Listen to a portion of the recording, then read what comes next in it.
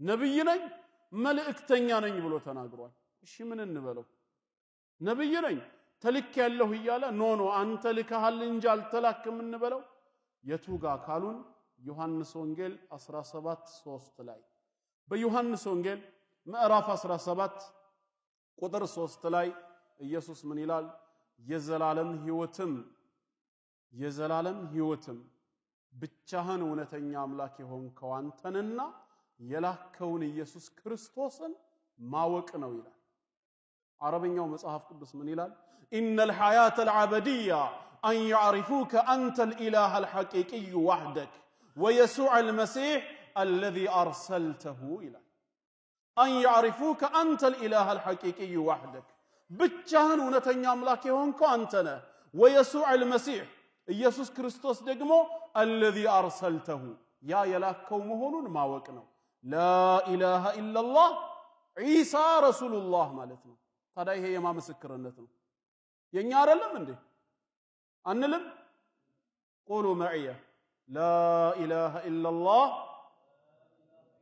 عيسى رسول الله اللهم اكتب لنا የዘላለም ሕይወት ነው ከተባለ ይሄው መስክረናል ብቻህን እውነተኛ አምላክ የሆንከው አንተን ብቻ ካለ የላከውን ኢየሱስ ክርስቶስን ማወቅ ነው ከተባለ እውነተኛ አምላክ ብቻ የሆነውን ይሄው አምነናል የተላከውን ኢየሱስ ክርስቶስን ተቀበለናል እኛ አንክድም እነሱ በነብያችን ሰለላሁ ዐለይሂ ወሰለም ነብዩ መሐመድን ስላላመኑ እኛ በኢሳ የምንክድበት ምንም ምክንያት አይኖርንም አንድ ጊዜ ውይይት ተካሂዶ ነበር ይባላል እንደሰማሁት ነው እንግዲህ አልነበርኩም ወይም በቪዲዮ ተቀርጾ አላየሁም አንድ ሃይማኖት የለሽ የሆነ ሰው ሃይማኖቶች ሁሉ ጀነት የሚያስገባው መንገድ የኔ ነው ብሎ ሲከራከሩ ከሶስት ዋና ሃይማኖቶች መሪዎቻቸውን ጠራና አወያያቸው ይላል ከአይሁድ ከክርስቲያንና ከሙስሊም እንዴት ነው ጀነት የሚገባው እስኪ አስተምሩ ሲላቸው አይሁዳዊው ተነሳና ትክክለኛው የጀነት መንገድ አላህ የላከውን ሙሳን አለይሂ ሰላም አምኖ በሱ በኩል መጓዝ ነው አለ እነሱ የሙሴ ተከታይ የኦሪት አማኝ ነን ስለሚሉ ክርስቲያኑ ተነሳና ትክክለኛው የጀነት መንገድ ኢሳ ወይም ደግሞ ኢየሱስ ክርስቶስን አምኖ መጓዝ ነው በሱ መስመር መሄድ ነው አለ አሁን በአይሁዱ አባባል ክርስቲያኖችና ሙስሊሞች የት ይገባሉ ጀሃነም ሊገቡ ነው በክርስቲያኑ አባባል ደግሞ አይሁዶችና ሙስሊሞች ጀሃነም እሳት ሊገቡ ነው ሙስሊሙም ተራደረሰው ወጣና ምን አለ እኔ የራሴን ከመናገሬ በፊት ከነሱ ሊጀምር አለ እውነት እንዳለው እንደ አይሁዱ አባባል ትክክለኛው የጀነት መንገድ ሙሳን አለይሂ ሰላም አምኖ በሱ መስመር መጓዝ ከሆነ እኛ ከናንተ ጋር ሆነን አብረን ጀነት እንገባለን አለ ሙሳ አለይሂ ሰላም መልእክተኛ መሆኑን አምነን ተቀብለናል ምናልባት ደግሞ ክርስቲያኑ እንዳለው ኢሳ አለይሂ ሰላምን ተከትሎ በሱ መስመር መጓዝ ከሆነ የሚያጸድቀው አሁንም ከክርስቲያኖቹ ጋር ጀነት ስንገባ እናንተ አይሁዶች ግን ትቀራላችሁ አለው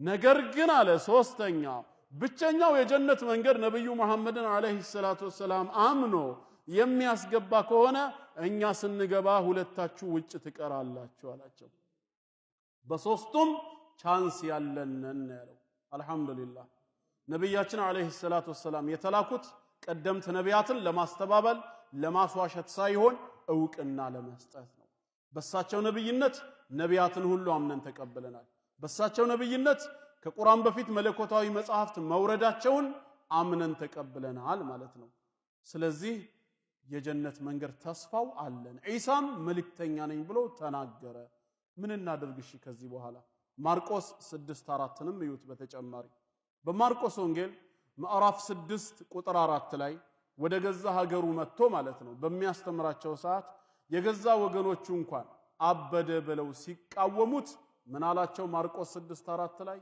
ኢየሱስም ነብይ በገዛ ሀገሩ ከገዛ ዘመዶቹና ከገዛ ቤቱ በቀር ሳይከበር አይቀርም አላቸው ይላል በሀገሩ በዘመዱና በቤቱ ሊናቅ ሊዋረድ ይችላል ከዛ ውጭ ግን ሌሎች ዘንድ ምን ሳይሆን አይቀርም ሳይከበር አይቀርም ብሎ ስለራሱ ምን ብሎ ገለጸ ነብይ ብሎ ገለጸ ታዲያ ነብይ ካለ እኛ ሌላ ምን እንበለው ነብይ ነኝ አለ መልእክተኛ ነኝ ዮሐንስ 12:44 እንደዚሁ በዮሐንስ ወንጌል ምዕራፍ 12 ከ42 እስከ 44 ተመልከቱት ኢየሱስም ጮኸ እንዲህም አለ እውነት እውነት እላችኋለሁ በእኔ የሚያምን በላከኝ ማመኑ ነው እንጂ በእኔ አይደለም ማለት በእኔ የሚያምን በላከኝ ማመኑ ነው እንጂ በእኔ አይደለም من يطع الرسول فقد اطاع الله መልእክተኛውን የሚታዘዝ በርግጥም አላህን ታዟል ነው በእኔ የሚያምን በላከኝ ያምኗል ካለ ኢየሱስ ተልኳል መልእክተኛ ነው የላከህስ ማን ነው ብለን ነው መጠየቅ ያለብን ከዚህ አንፃር መልእክተኛ ነኝ ነብይ ነኝ ብሎ ካስተማረ በምን መልክ ነው አምላክ አድርገን የምንወስደው ግልጽ ነው አይደል 11ኛ መተኛቱና ማንቀላፋቱ መጽሐፍ ቅዱስ እንደሚያስተምረው ማርቆስ 4:34 ላይ በማርቆስ ወንጌል ምዕራፍ 4 ቁጥር 34 ላይ ከሐዋርያቶቹ ጋር በጀልባ ስር ሆኖ አብረው እየተሳፈሩ ነበር ኃይለኛ ማዕበል ተነሳ ከዛም በኋላ ቀሰቀሱት መምህር ስንጠፋ አይገድህም እንዴ አሉት እሱ ግን ከበስተኋላዋ ትራስ ተንተርሶ ተኝቶ ነበር ይላል ምን ማለት ነው እውነት አምላክ ከተኛ እንቅልፍ ከወሰደው ሌሎች እስኪቀሰቅሱት ድረስ የሚጠብቅ ከሆነ እንደ መጽሐፉ እሺ እንዴት አድርገን ነው አምላክ አድርገን የምንወስደው እነሱ ፈርተው አልተኙም ነበር ግን አምላካቸውን ቀሰቀሱት እንዴት ነው ይሄ የሚሆነው ከዛም ተነስቶ ማዕበሉን ገሰጸው ጸጥም አለ ይላል ረጋ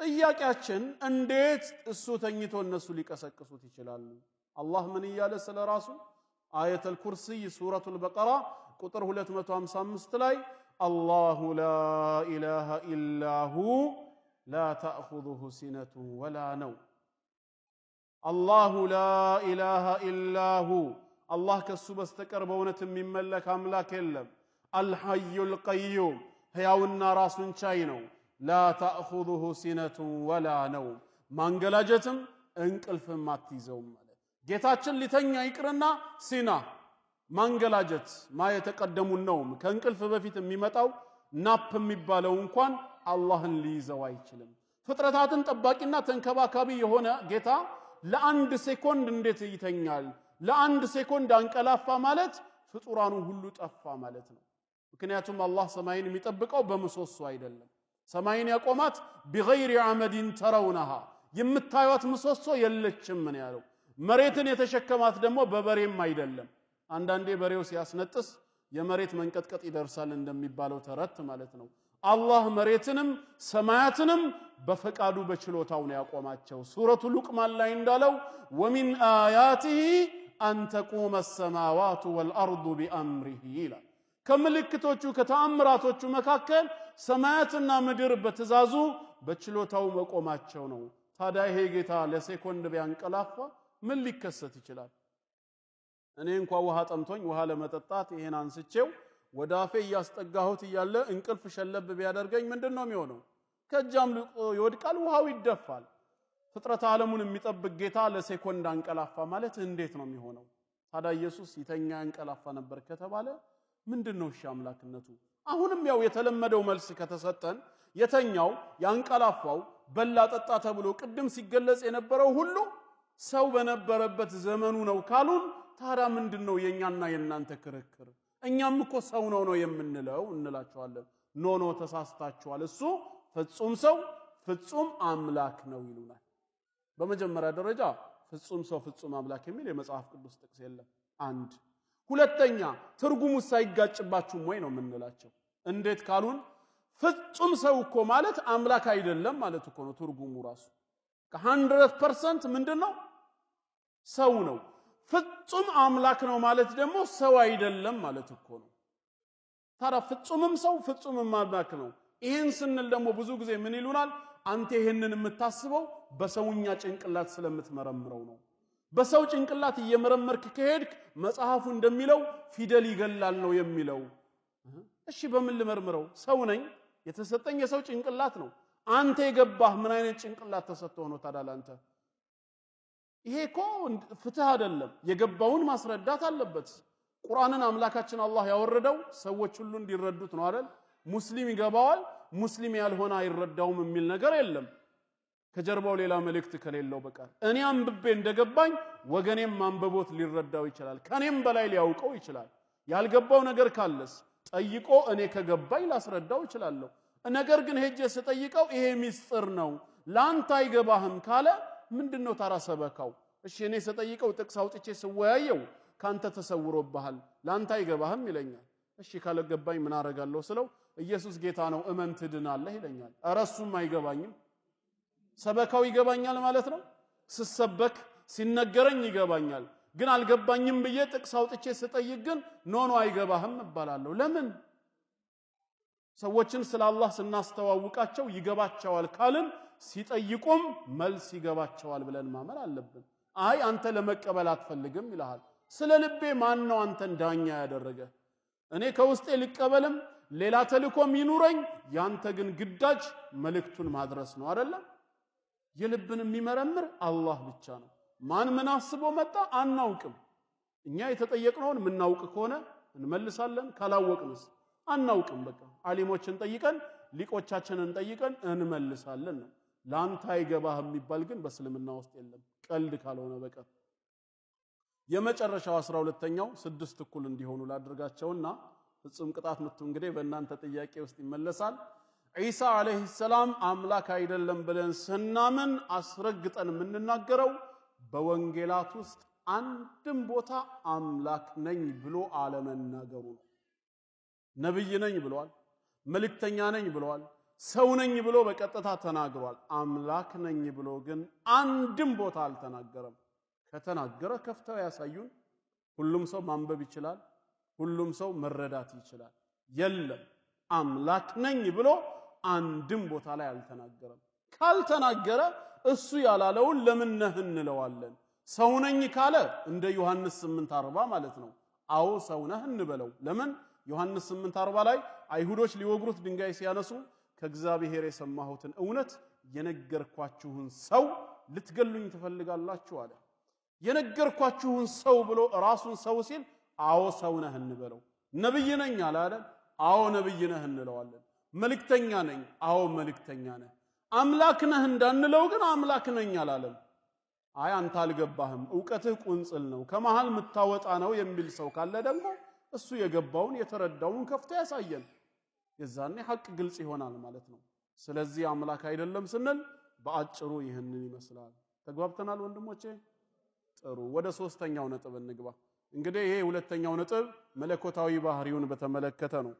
3ኛውና የመጨረሻው ተሰቅሏል ወይስ አልተሰቀለም የሚለው ላይ ደግሞ አጭር ቆይታ እናደርጋለን።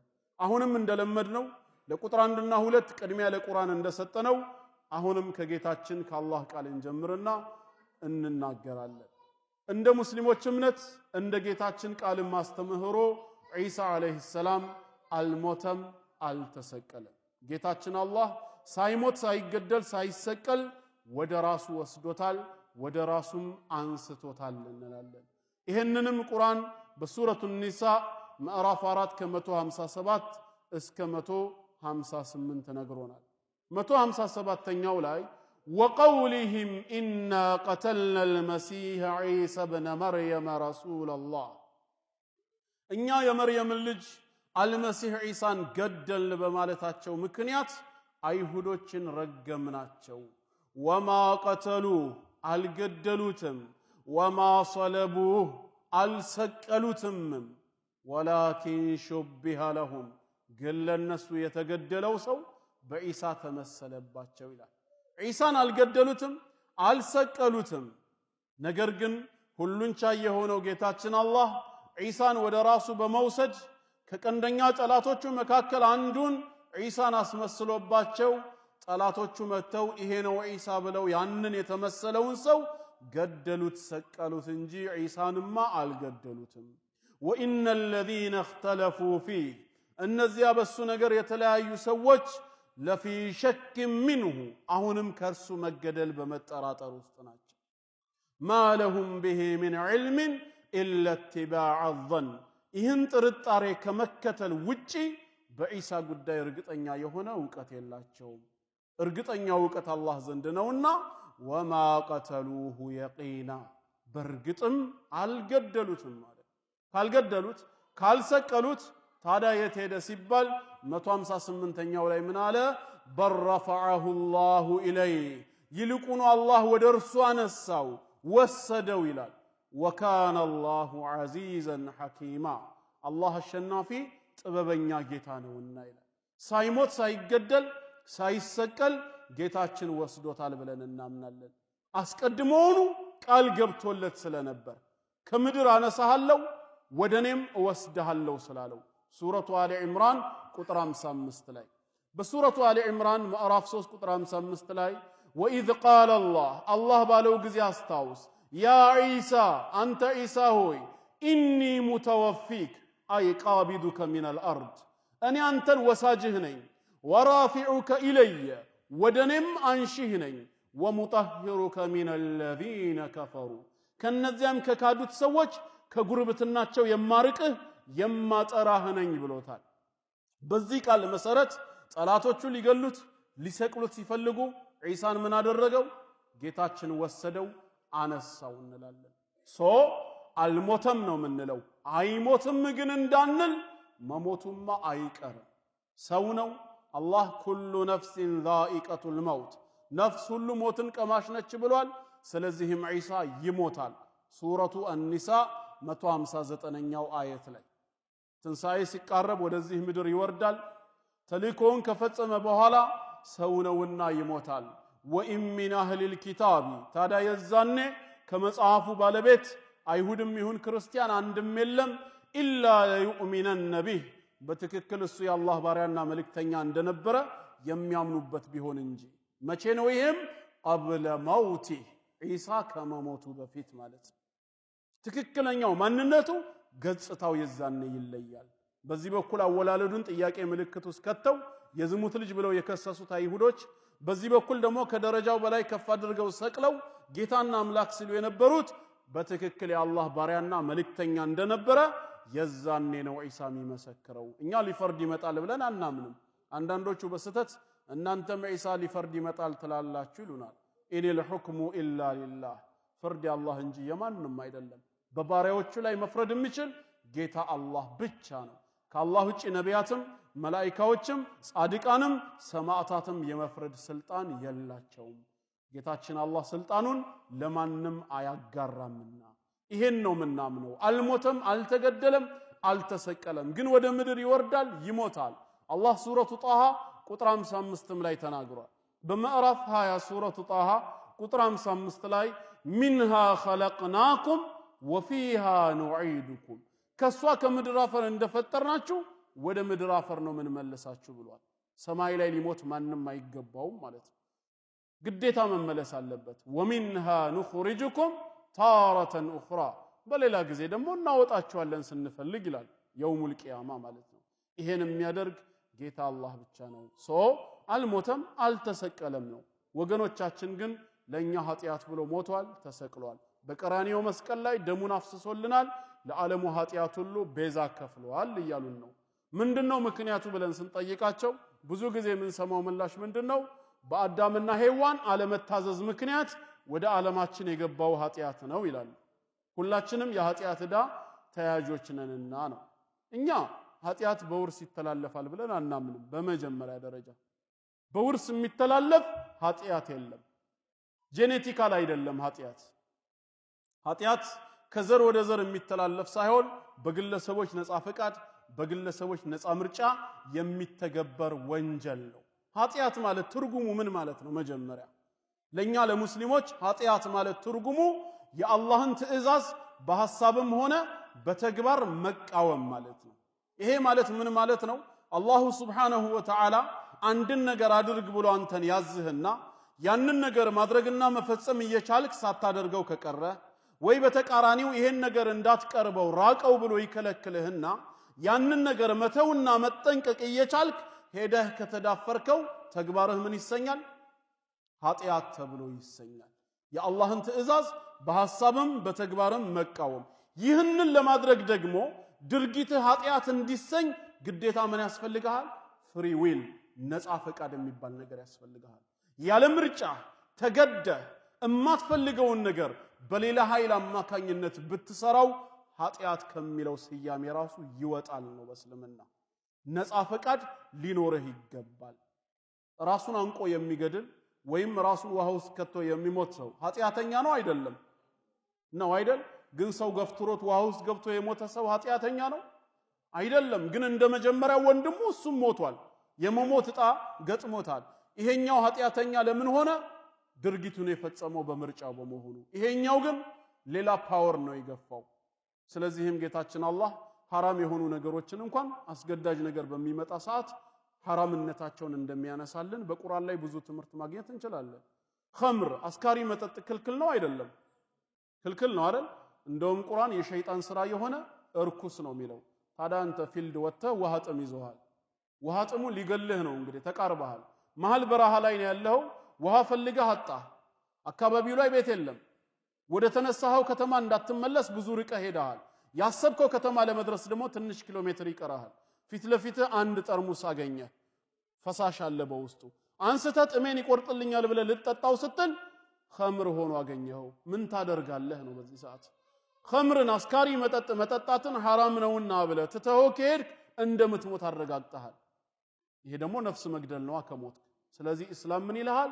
ጥምህን ሊቆርጥልህ በሚችል መልኩ ወይም ንጹህ ውሃ ማግኘት ወደምትችልበት ቦታ ሊያደርስ በሚችል መልኩ ከዛ መጠጥ ላይ ብትጠጣ በእስላም ህግ ወንጀለኛ አይደለህም። ለምን? ካቀመህ በላይ የሆነ ነገር ነው። ራስህን መቆጣጠር የማትችልበት ወይም ክስተቱ ረሃብ ሆኖ የአላህ ስም ሳይወሳበት የሞተ በክት ቢሆን በዛ ቦታ ያገኘኸው ራስህን ከሞት ለመከላከል ሐላል ምግብ ወዳለበት ቦታ እስክትደርስ ድረስ ከዛ በክት ላይ አንስተ ብትበላ ወንጀልነቱ ተነስቷል ማለት ነው። ግልጽ ነው ወይ? ሽፍታ አስገድዶህ ከሆነ መሳሪያ ደቅኖብህ ካልበላህ እገልሃለሁ ካለ ህይወትህን ለማትረፍ መብላት ኃጢአት አይደለም። ኃጢአት ለማለት ከምርጫ ጋር መያያዝ አለበት። ታዲያ ይሄንን ከተስማማን እስኪ ወደ አዳምና ሔዋን እንምጣ። አደምና ሐዋ የአላህ ሰላም በሁለቱም ላይ ይሁን በገነት ውስጥ ሰሩት የተባለው ኃጢአት ምንድነው ነው የመጀመሪያው ጥያቄ። አትብሉ የተባሉትን ቅጠል ነው አይደል የበሉት? ስለዚህ አደምና ሐዋ ኃጢአትን አልበሉም፣ ቅጠል ነው የበሉት። ለምንድነው ይሄ ተግባር ኃጢአት ተብሎ የተሰየመው? ቅጠሉ ላይ ትእዛዝ ስለነበረ ወላ ተቀረባ هذه الشجرة ይህችን ዛፍ እንዳትቀርቡ የሚል የጌታችን ትእዛዝ ነበረ። ያንን ትእዛዝ በመዳፈራቸው ተግባራቸው ምን ሆነ ማለት ነው? ኃጢአት ተብሎ ተሰየመ። አደምና ሐዋ ቅጠሉን ሲበሉ ምርጫ ነበራቸው አልነበራቸውም? ነበራቸው። ሰይጣን አስገድዶ ነው እንዲያበላቸው። አንተ ህፃን ልጅህን ሽሮፕ አልጠጣም ሲል ጉንጩን እንደዚህ ይዘህ በግድ እንደምታጠጣው ሰይጣን አፋቸውን ይዞ በግድ ከተተው እንዴ?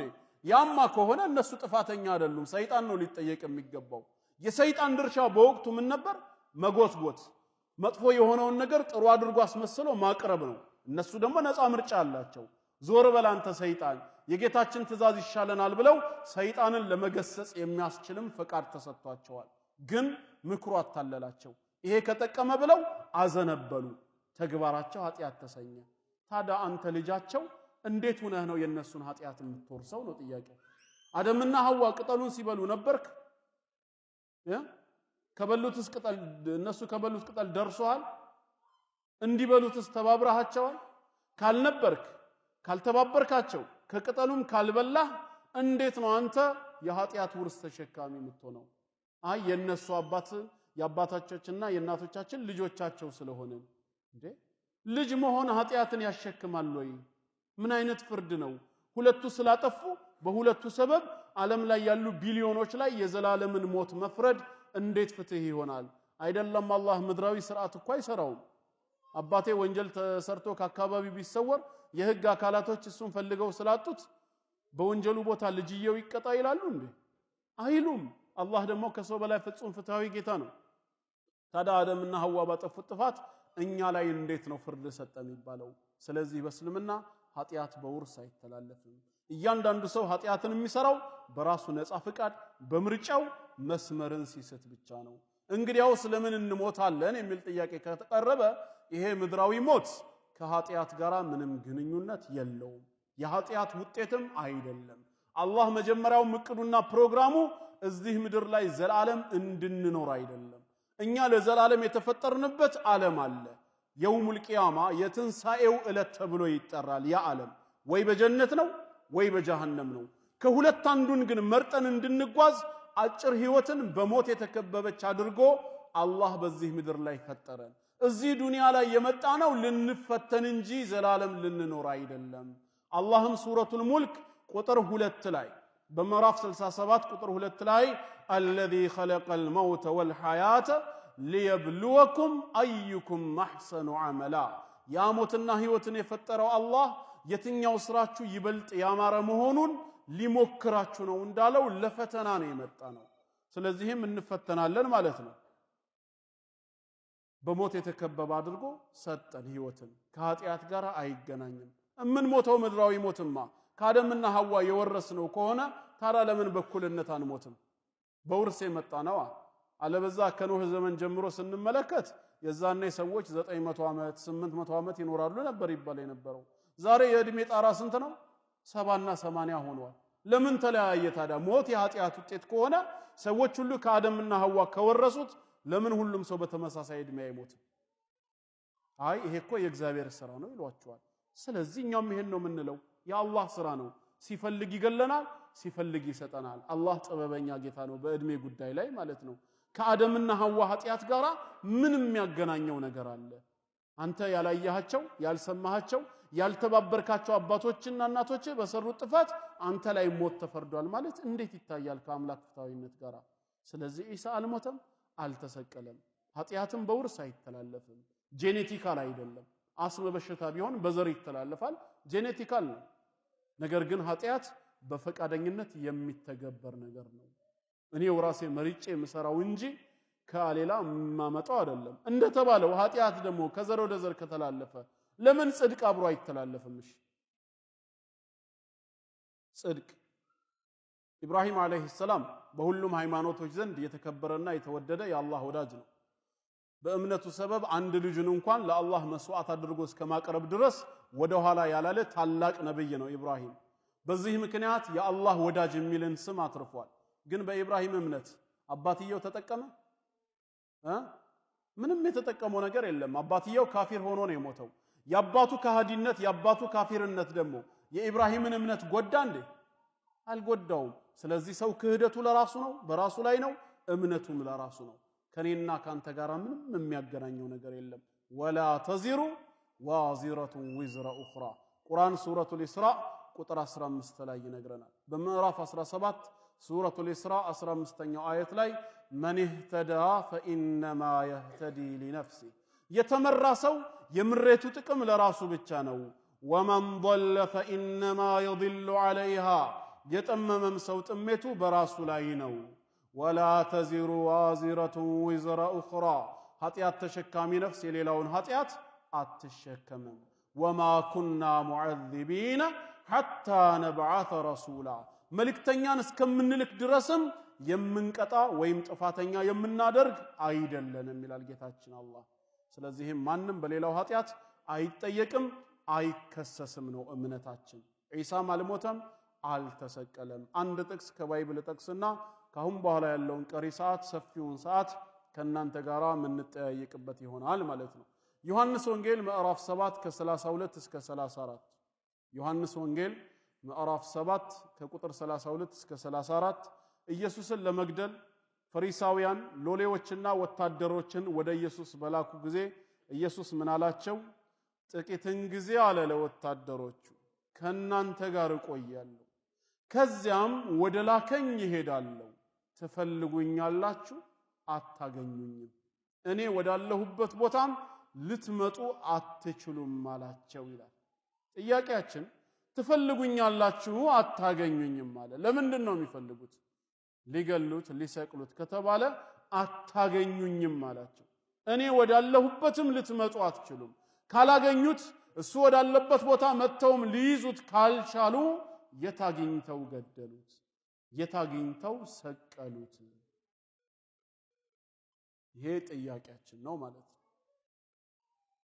ኢንሻአላህ ቀሪ ነጥቦችን ምናልባት ሰዓት አርዝሜባችኋለሁ። ያው እንደደረሰኝ ዛሬ እስከ 10 ሰዓት ከኔው ጋር ናችሁ መሰለኝ ኢንሻአላህ።